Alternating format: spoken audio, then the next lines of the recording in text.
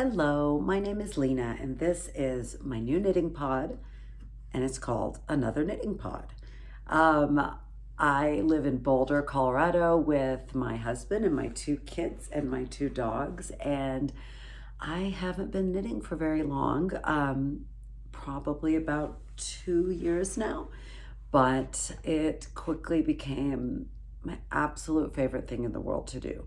So I just wanted to bring this podcast to you to have someone to talk to every day about all my thoughts and excitement about what's on my needles, what I want to be on my needles, what I'm trying to keep from casting on, and all that jazz. You know how a knitting podcast works if you're watching this. So anyway, I'm going to jump right into it. I'm sure I'll chat more about random stuff as we go along. But I'm going to start with what I just finished, which is Andrea Mowry's Big Cozy Cardi. And here it is in all its glory. I made it out of Renninger Wool Company, I believe it is. Their fingering weight dynamic duo, which is just absolutely gorgeous. It is a non-superwash, undyed, gorgeous blend. And I'm going to mess up what the blend is right now. I know it's merino. It might be Romney. I don't know. I'll put it in the show notes. Anyway, I bought this gorgeous yarn at Wool'n Folk, the yarn festival in Kingston, New York, right before Rhinebeck. And then this gorgeous shawl collar, which is sort of blending into my hair, is this gorgeous moondrake in their base called Fua Fua. Here's just a little bit of it that's left. It is a cashmere superwash merino blend, and it was Andrea Mowry designed it to be done with a mohair for the collar, but I don't love knitting with mohair. I love mohair, but I've found no matter what needle I use, it is very sticky and it sticks to my needles. Like, I'm gonna grab this right here. See this little neck part right here? Somehow my mohair just, I don't know, it hurts my hand when I knit with it. So anyway, even though I love mohair, I try not to use mohair that much. So I was thrilled to find this similar fluffy yarn, but it is a lot thicker than mohair. It is a light fingering weight, and I had no trouble knitting with it. My only concern is I just finished this a few days ago, and this bit is in stockinette, and I'm worried it's gonna pill like crazy. And pilling, nobody loves pilling, I know that, but it drives me bonkers. It just makes everything look so worn out and shabby. So anyway, we will report back. I will report back on whether this gorgeous Fua Fua, which comes in the most glorious colorways you can ever imagine, if it pills. And I'm really hoping it does not pill.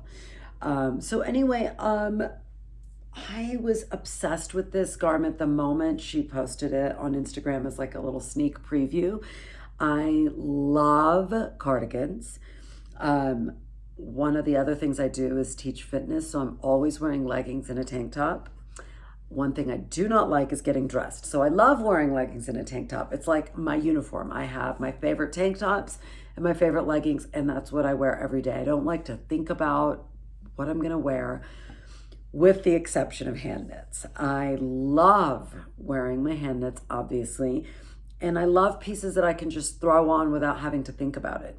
And this was like instantly that piece. It's oversized, which I love. I just looked so cozy, like what I wanted to live in a Boulder winter, which last year wasn't very cold, but this year has been gloriously cold, and we're getting all this snow and beautiful cold winter weather already. So I was really excited about it. It is not like a traditional sweater construction where you are top down or bottom up, and then you pick up for sleeves, and then you pick up for the collar. it's basically one giant rectangle, and then you fold it, you fold the two sides in, it kind of looks like a diamond with the rectangle in the middle, and then you seam this bit to make the, the sleeves, and then you pick up for the collar, and then at the very end you pick up for the cuffs, which was really, really easy. I'd say the only challenging part was you have to pick up a whole boatload of stitches for this collar. I mean, I will kind of show you. It's hard to stand up and show, but it is not a small collar. It is huge. So to kind of pick that up was sort of an ordeal. Not an ordeal, but not my favorite thing. I don't love picking up stitches. So yeah, I picked up the stitches and I lost my train of thought. Oh yeah, construction. So she even says in her podcast on Knit If I Want To, she talked about this cardigan when she released it, about how it doesn't have as much stability. And I guess I didn't understand what that meant until I made it. And when it has a sweater has that more, a cardigan or sweater has more traditional construction where you're picking up the stitches, it just sits properly. Whereas this is one big swath of fabric. So it's sort of always slipping down. It's very slippy. So if you just stood up and walked around with your arms by your side, it would start to slip off your shoulders. I don't love that. So for me, it has become more of like a lounging garment, like I'm chit-chatting, sitting on the couch knitting, reading, eating, whatever, but it's not like emptying the dishwasher and making dinner, which is totally fine. It's just, it's kind of more on and off for me than I wish it were, just because I think if it had more stability and it didn't constantly slide, I would wear it all the time. I mean, literally all the time. And I still do. I love it. I love this yarn so much. It's what one would call rustic, but it's not itchy or scratchy in any way. I just ran into this stall randomly. I was looking for yarn for this particular project, and I wanted something that was much more small batch, local, loved by the shepherds and shepherdesses. Is that a word? I don't know if that's a word. And I met Jenny Renninger. She's in upstate Pennsylvania, and she was so wonderful. And her husband was there, and they were selling their gorgeous yarn. And I would 1000% buy more of their yarn and do all the things with it. It is just absolutely gorgeous. I think they have some DK weight yarn that I would love to try out. That was another thing. This is a lot of knitting, and it is in fingering weight yarn. Which by the time I was like halfway through the main part, I was wishing it was DK. But now that it's done, I feel like it's so much more versatile because it's fingering weight. It's not, I feel like I could wear it pretty much all year round. Even in the summer here in the morning before the sun comes out, it's very chilly often. So, and I'm always needing an extra layer. So, I do actually now like that it was in fingering weight. It has this gorgeous stitch pattern. You can kind of see it up close, which was sort of hard to see at the beginning. So I kept wondering if I was doing something wrong because it wasn't super obvious to me what it was supposed to look like. But a friend of mine who's been knitting for much longer than I have was like, just stick with it, it'll reveal itself. And it really did. And it was so worth it. I did have to rip back one time after I started because I messed up part of the stitch pattern and I couldn't get back on track. And I'm so glad that actually happened because I had originally cast on a size small, and there was a lot of kind of stuff in the notes and in the Ravelry projects that had already been completed about it, the sizing being pretty generous. So the second time I cast on an extra small, and I'm thrilled that I did that because even in the extra small, I swear I hit gauge. I think I had to drop a needle size to get gauge, but it's really wide. I think I was like 8 inches wider in the body than the extra small was supposed to be. However, it still worked out totally fine. It is big and it is cozy and it is a Cardi. I love it. I love it so much. Like I said, it is a little slippy. It's almost between, I would say, a shawl and a cardigan. It's like a cardigan with a shawl with a bit of a sleeve or a cuff. But I love it. It is gorgeous. I'm really keen to see if this does pill a lot, because if it doesn't, there are so many gorgeous colors in this Fuafua, the Moondrake. There's this one, I think it's called Electric Lilac, and oh, it is, I think it's my favorite color. It's kind of like this, my little earbud. It's almost like this, but it's a little more electric.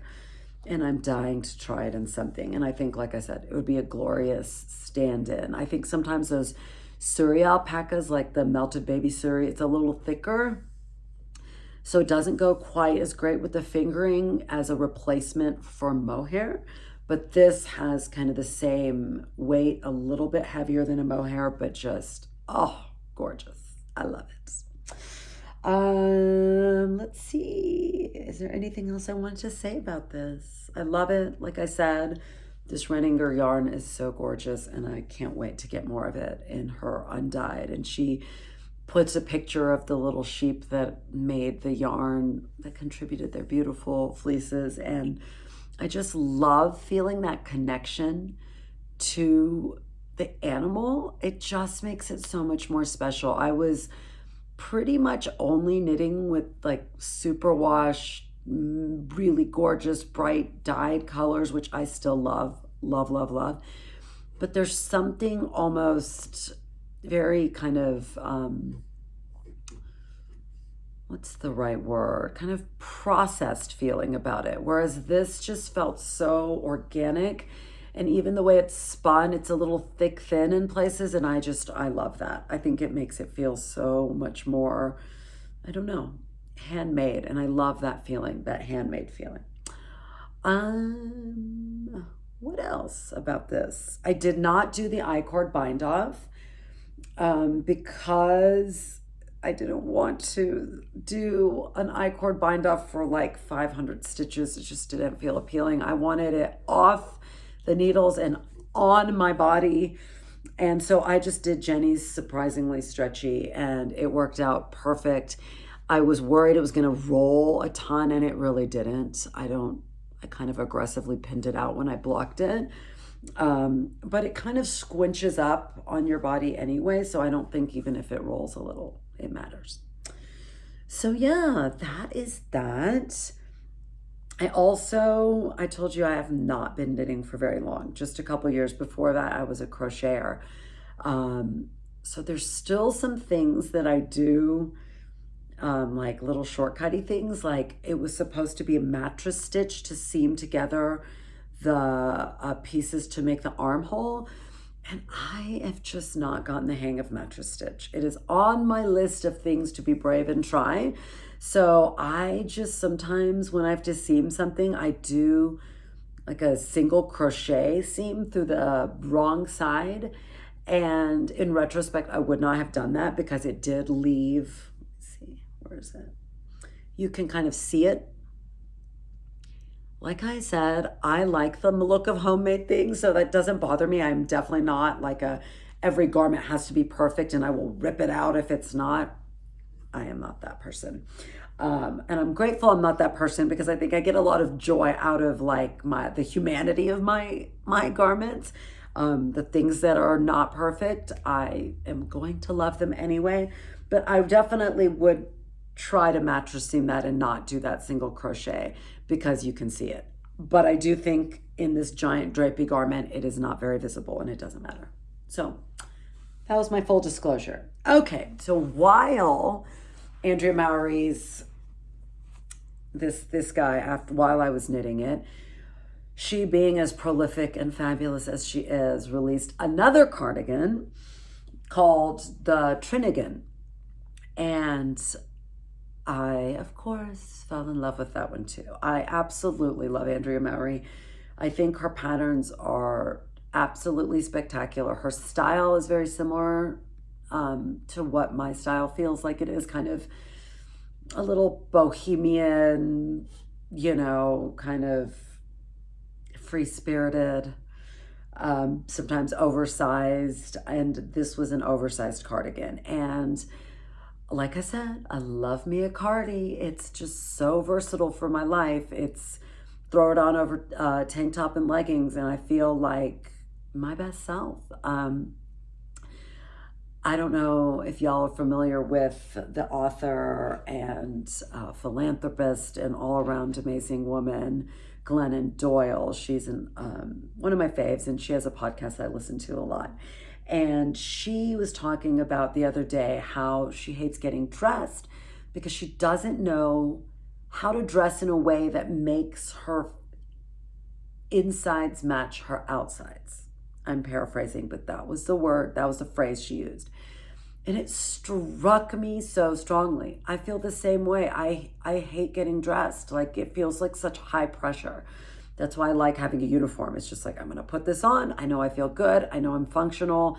I do not like fussy clothing that doesn't feel like I can do what I need to do because I live a very active lifestyle. So I love a Cardi, and like this cardigan feels like my outsides match my insides.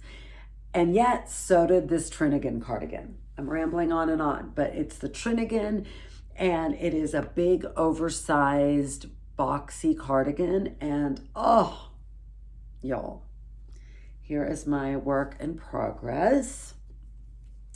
I just started it like 2 days ago, but I feel like it's going by so fast. It's a bottom up.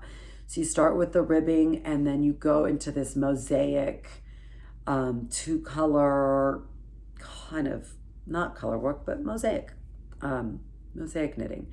So basically you're working one color at a time. So each row you're doing 2 rows in one color, 2 rows in the other. It's created by slip stitches. So it's, I don't know, can you see? It is 2 slip stitches to create that pattern, and I am using what she used with Spincycle in their new Trine base with dyed in the Dream State. I think that's right. I think it's Dream State. And I at first wanted to use some yarn I already had that I had bought for intending to make Drea Renee's Nurtured sweater. But I bought it in the summer, and I wasn't feeling casting that on then. And as I do, I was like, no, I want to make a weekender out of it. And then I just couldn't commit. And it was this yarn. It's the Julie Asselin Nurtured base, and it's Dew. And I don't know if you can see it, but it is so beautiful. It's non-superwash, woolen spun. It's kind of like it's really hard to see, really light minty green with just some delicate, gentle bits of pink. It's just gorgeous. It is so gorgeous. It's like a lovely neutral that's slightly off. It's not gray, it's not tan, it's not beige. It's just so lovely. Anyway, so when I saw the Trinigan, I thought this would be the perfect background color, and I really wanted to try Spincycle. Y'all, I'm late to the party on Spincycle. I had never used it. I was still super into just like the normal speckled variegated yarns, like the hedgehog fiber kind of vibe, where it's speckled and colorful, and it sings to my soul. Every single color I just adore. And so the Spincycle was a little bit different. I don't even know what it's called, like what their style is called. But long story short, this was going to be the maiden voyage into Spincycle. So I decided I kind of wanted a almost more subtle monochromatic Trinigan. So I picked Love Spell, their Dream State in the colorway Love Spell, which is very pastel-y. You know how all their balls are different, so I'm gonna show you a couple.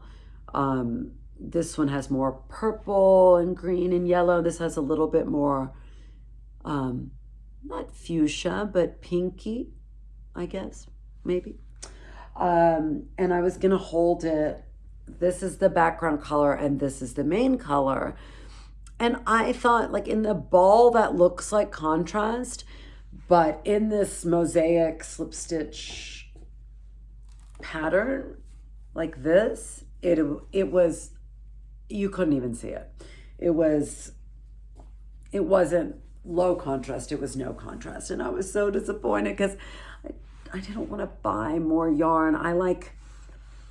I know compared to some people, I don't have a huge stash, but I like a medium-sized stash. And when I start to get sweater quantities of yarn that I'm not using, I start feeling, I don't know, wasteful. Not wasteful, but just like I need to use the resources I have because I really wanted them. And so I purchased them and I want to use them.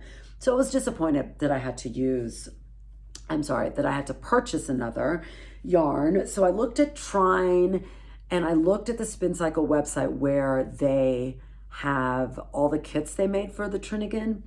And I noticed they were really funky. Like they weren't matchy. And I loved that. I love taking the color inspo from other people and kind of using that as inspiration. So I thought, forget the matchy, find a background color that just really, makes my heart sing. And so I didn't quite find that in Trine. So I started looking on their other yarns. And now I don't even remember what this was called. Oh, shooty shoot. It's not Dream State. Is it Versus? Wilder. I think it's Wilder. So rather than worsted, which is what this is, the Dream State is worsted, this is a DK. But you know what? Whatever. DK, worsted, I feel like that could fly. And I actually ended up being perfect. I'm a very loose knitter and I have a really hard time getting gauge with the needle usually. This was perfect. I was like right on gauge with it because it is DK, so it's a tiny bit smaller and it looks great. I think it looks like this, it doesn't look mismatched or anything. I think it looks really beautiful. It's really hard to see this on the screen. I don't know why, but I love it in person. This colorway is called Hot and Heavy, which I love. And this is called Love Spell. So it's kind of a, I don't know, fun Valentine's Day theme maybe, which is not too far, scarily. Anyway, I love this. I love the colors. It's so funky. It's a color combination I do not have. And I tell you, it makes me just want to knit faster to watch these colors morph into the next one on the Dream State, on the Love Spell colorway. Right now, it's kind of like a yellow and pink, and it's going into a mint and pink. And it's just glorious. I love it so much. I'm really enjoying it. And I have noticed I love knitting, even though this was my project before and this is the one right after, and they're both cardigans, this was fingering weight and it's undyed and really rustic and, muted colors. And this is this funky, colorful, worsted weight, knitting up a lot faster. I really like kind of setting up my projects to contrast with each other. It's refreshing. I am not a sock knitter. I'm not really into small pieces. I really like investing my time into getting a piece that's like statement and that I'm going to wear all the time. And I don't know. So I know maybe some people like to do like a hat and then a sweater and then socks and then a cardigan or a shawl. And I'm really into sweater and cardigan phase. So I am really loving that. Like I said, the Spincycle, it has, everybody and their dog talks about it, and I had never used it, and the hype is real. The hype is real. I love it. I love the way it feels. It's not that ultra soft merino. It just feels almost like, stripped of all its sheepy qualities, if that makes sense. It has a bright color, but it's still so, I don't know. It's just lovely to work with. I am now completely down the rabbit hole and completely understand how people buy every random skein and fall in love and want to plan all the projects with Spincycle and mortgage their house to buy more of it. I love it. I love it. I'm totally down that rabbit hole, already planning my next Spincycle project, which I think will be the pressed flowers cardigan. I love that cardigan. I really liked the shawl, but I didn't need another shawl. And when the cardigan came out and then I started knitting with this Spincycle, my brain I just am dreaming of all the colorway, having like a solid background and then using some Spincycle in different funky colorways through. I just think that would be incredible. I am really looking forward to that cardigan. I think I would wear it a lot, and it would be my outsides and insides matching. That's how I feel about that pressed flowers. I think it's Amy Christoffers, if I'm not mistaken. So yeah, that is what I'm working on. That is my Trinigan. I love it, and I haven't been able to work on it that much, but it just zips by. I mean, talk about a difference. I think I finished that ribbing in one evening of not very much knitting. It just flew by. What else? Oh, I was gonna say, it has, I don't know if everybody's familiar with that pattern, the sugar sweater, the sugar shawl, all the sugars by Julia Wilkins, I think. I always loved that sweater. It is so beautiful. She has a gorgeous shawl in it. And then a headband came out, and I thought that's a great way for me to try and see what I think about this pattern.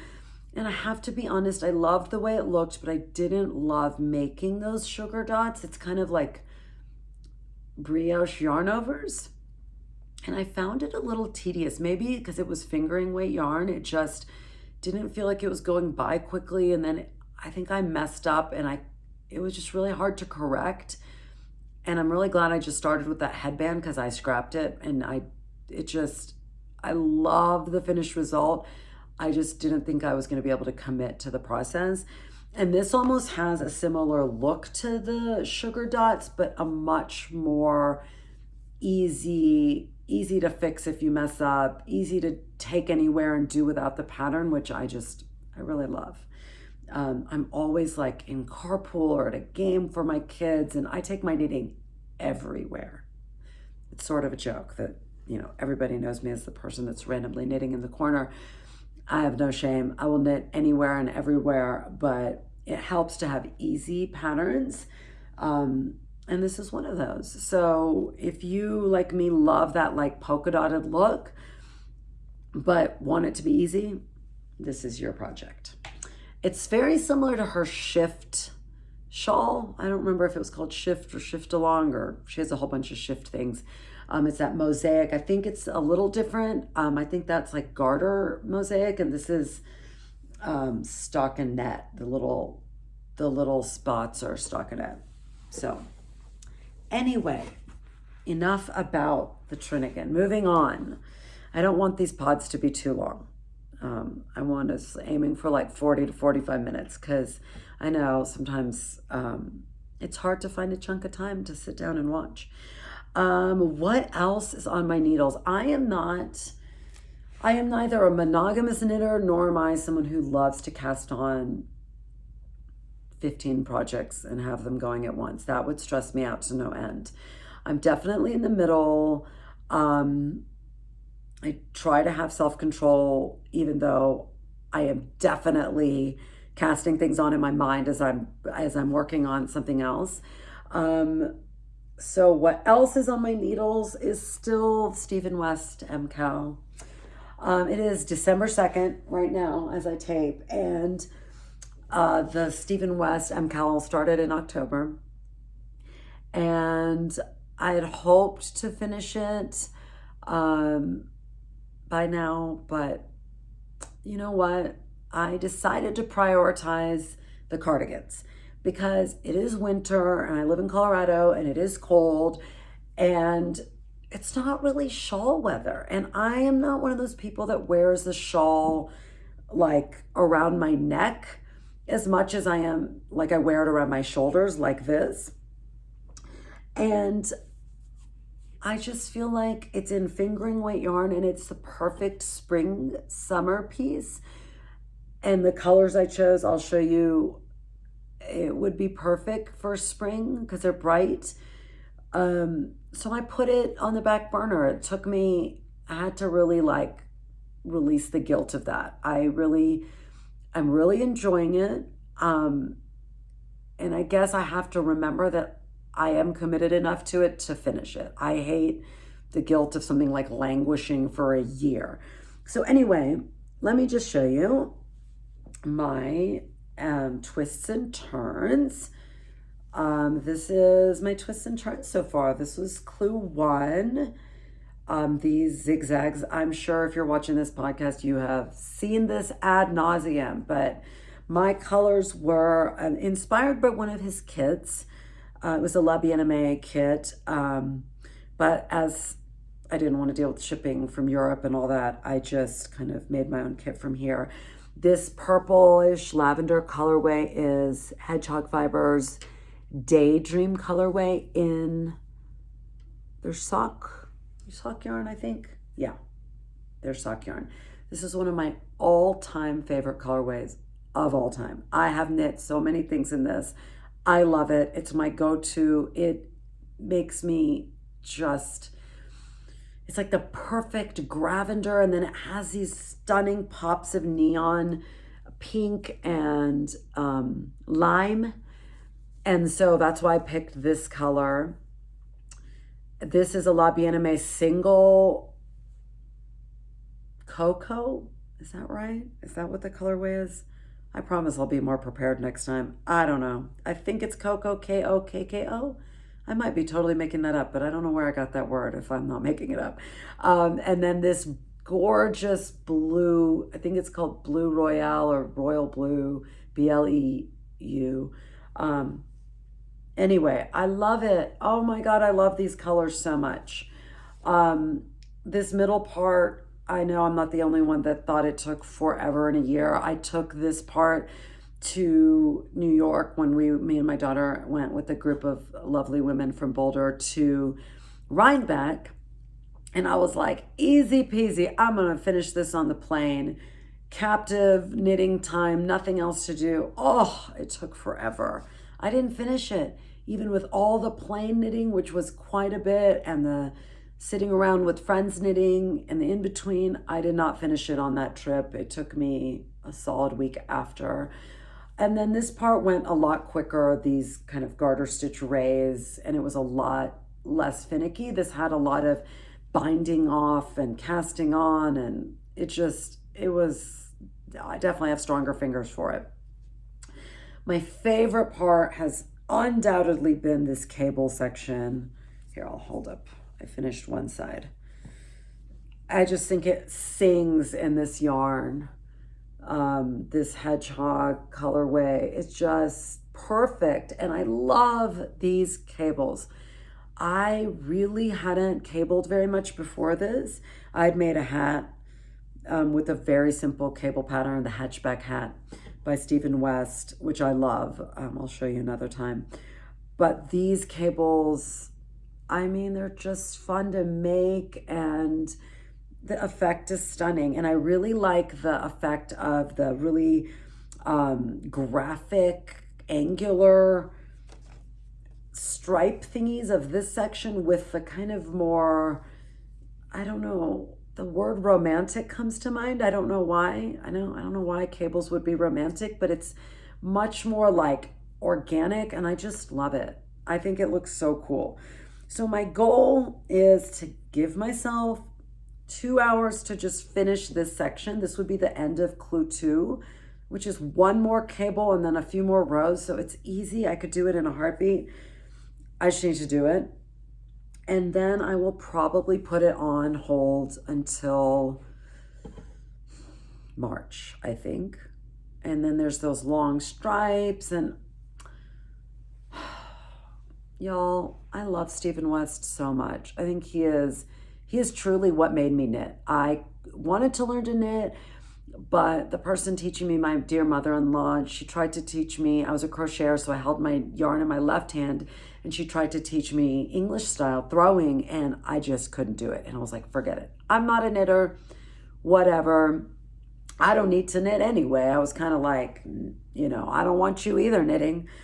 And then I stumbled across somehow Stephen West, some of his work, and I was just like, I will die trying. I will die figuring this out. And it just so happened he also knits with his left hand. I mean, continental style, holding the yarn in his left hand. And that's how I learned to knit, just watching Stephen West videos on YouTube. I adore him, his personality, his creativity. I mean, I think he's a revolutionary in the knitting world. There's not anyone quite like him. It's like life goals to meet him or just even go to his store in Amsterdam. However, I don't wear shawls that much. I learned after making like 8 shawls. They're just a little fussy for my lifestyle. I think, like I said, I need something that's kind of secure. That being said, I will undoubtedly finish. I'm sure I'll complain about it a little bit sometimes, but I don't know. It's a lot of knitting, and it's a lot of knitting and fingering weight yarn. And sometimes it's a little fussy to like sit down and have to really read the pattern and maybe even watch the video. He does these amazing videos that are so helpful, but it's not kind of on the go knitting, if that makes sense. And I know it does to all you knitters. So it's sort of like, I'm gonna have to be at home to knit it, and that's fine. I just need to be patient. I know I'll love it when it's done. It is a beautiful piece, and I love my colors, like I said. I just need to do it. So that's what's, simmering on the back burner of knits. How many whips are tolerable to you, I wonder? I do have a few. I'll show you in the future. I'm not going to show you all of them right now. We'd be here for a minute. But maybe I've got 2 other things on the needles kind of in the background, and there's always a reason I didn't finish it. And a lot of times that reason has to do with my hands hurting. I have noticed there's a sweet spot for me with yarn that's from fingering to worsted. I have a super bulky weight shawl in the making, and it makes my hands hurt. And then I have something with mohair, and that makes my hands hurt. So live and learn, y'all. Live and learn. I will finish the shawl because I'm halfway there, the super bulky weight. And if I ripped it out, then I'd have to reknit that yarn, and it's going to hurt my hands. So I'm just going to do a little bit at a time. But anyway, I digress. We'll talk about that another time. To end, I just wanted to talk about what's in my ears. One of my favorite things about knitting is what I call the trifecta, which is knitting, listening to something, and drinking something. So it's usually coffee. If it's evening and it's special, maybe it's wine. And then I love podcasts and I love audiobooks. I live for it. I think like knitting and listening to something that's mentally stimulating is my absolute happy place. It fills my bucket. It makes me feel human. It makes me feel able to interact with everybody else in the world, my children, my husband, my friends. That's my me time. So I've been on a great streak, you guys, with amazing things in my ears. I am currently listening to a book called Tomorrow and Tomorrow and Tomorrow. It is so amazing. I know it's on lots of top 10 lists of the year. Well deserved. It is fabulously stunning. And y'all, the cover, you got to look at the cover. It looks like Spincycle yarn. It needs to be a colorway, I'm telling you. It is so beautiful, the color on the cover of the letters. And the book is amazing. I'm listening to it. I download my books on Libro FM, which I love because it supports small bookstores, and it is outstanding. The narration is beautiful. The pacing of the story is just so good. It's about video games. I say that very loosely. It is about being human and relationships and video games. I don't know. It has really nothing to do with video games. Like, you don't need to like video games to love this book, because I certainly do not. I am not a video game person. So highly recommend listening to Tomorrow and Tomorrow and Tomorrow. Right before that, I finished the book Guncle, and it was absolutely stunningly beautiful. I loved it. It made me laugh out loud. Again, the narration was hilarious. I cannot remember the author. I'm so sorry, y'all. I'll be more prepared next time, but it's called The Guncle. It is funny and touching and sweet and the perfect lighthearted, I don't want to say palate cleanser, because that feels frothier than it is. I think it still has enough weight. It's not just a throwaway beach read at all. Not that there's anything wrong with that, but that's not usually what I lean towards. I lean towards serious, heavy books. But I had right before that read Celeste Ng's new book called Our Beating Hearts, I believe. And that was so good and so beautiful. And again, such beautiful narration by Lucy Liu. But it was really heavy. It was really heavy. And I have a son, and it's about mothers and sons, and it was intense. So I was really happy to read Guncle after that, because it was lighter and made me laugh. And I like that. So yeah, 3 amazing reads in a row. You know, normally you run into that, oh, should I finish it because I got it? Which the older I get, the more I don't finish it, because I'm like, I should be obsessed with what I'm reading. I should be dying to put it back in my ears. So that is what's in my ears. And that is all, you guys. Thank you for listening. If you did, if you watched, thank you so much. I've been wanting to do this podcast for a long time and talking myself out of it. Because it's hard to do new things. It's hard to put yourself out there. But I love talking about yarn. And even if I'm talking about it to myself, I'm okay with that. So thank you so much. And I will see you next time. See you later.